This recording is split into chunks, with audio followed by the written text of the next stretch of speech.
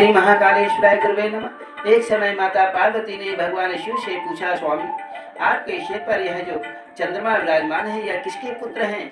कब और किस प्रकार इनकी उत्पत्ति हुई, हमें बतलाइए। तब भगवान महादेव जी भगवान ने कहा, देवी देवताओं और दानवों ने मिलकर सब जब क्षीर सागर का मंथन किया था तब उसमें से 14 रत्न निकले। उन्हीं रत्नों में ये महातेजस्वी चंद्रमा भी थे। इनकी उत्पत्ति अमृत और से हुई थी, इसीलिए विषपान करने से के पश्चात इन्हें मैं आज तक सिर पर धारण करता हूँ। पूर्व काल में मैंने चंद्रमा को अपना विशेष शिरोभूषण बनाया था, इसीलिए लोग मुझे चंद्रभूषण कहते हैं। हे देवी पार्वती, मैं ही सृष्टि पालन और संहार का करता हूँ। सृष्टि काल में रजोगुण से संयुक्त होता हूँ, पालन के समय सतोगुण में स्थित रहता हूँ और संहार काल में तपोगुण में रहता हूँ। तीन रूप में मैं रहता हूँ। ब्रह्मा भी मुझ महेश्वर के ही अंश हैं। ब्रह्मा का स्वामी मैं ही हूँ। विष्णु और ब्रह्मा दोनों ही मुझ सदाशिव से अभिन्न हैं, क्योंकि मैं सर्वात्मक हूँ।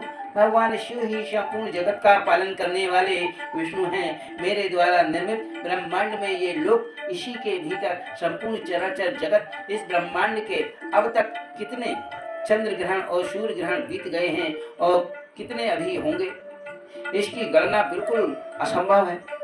चंद्रमा का जो तेज पृथ्वी पर प्राप्त हुआ, उसे संपूर्ण दिशाओं को प्रकाशित करने वाली औषधि दवाइयाँ उत्पन्न हुई हैं। वहीं उन्हीं औषधियों के द्वारा संपूर्ण लोक तथा 4 प्रकार के प्रजावर्ग जीवन धारण करते हैं। फल लगने पर जितना अंत हो जाता है, ऐसी औषधि षड कहलाती है।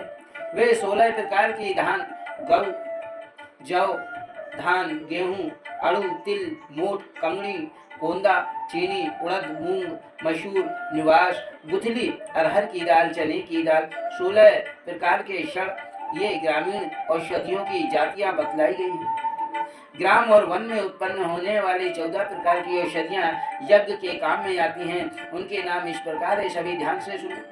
धान, जौ, गेहूं, अड़ू, तिल, कंगनी, कुल्थी, शावा, तिल्ली, बनतिल, गवेधु, उड़द, मकई और वेणु यव और बांस धान, तृण, गुल्म, लता, वृक्ष तथा गुच्छ आदि करोड़ों प्रकार की औषधि तृणों के स्वामी चंद्रमा है। इन सब औषधियों के स्वामी मालिक चंद्रमा हैं। वे ही संपूर्ण जगत को धारण करते हैं। भगवान स्वयं जगत के हित करने की इच्छा से ही सबको धारण करते हैं।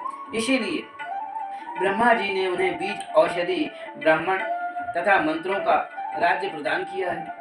राजा के पद पर अभिषिक्त होकर महातेजस्वी सोम ने अपने इस प्रकार से तीनों लोकों को पुष्ट किया है। ऐसी सुंदर, परम सुंदर कथा को सुनने के लिए इस चैनल को लाइक, सब्सक्राइब अवश्य करें।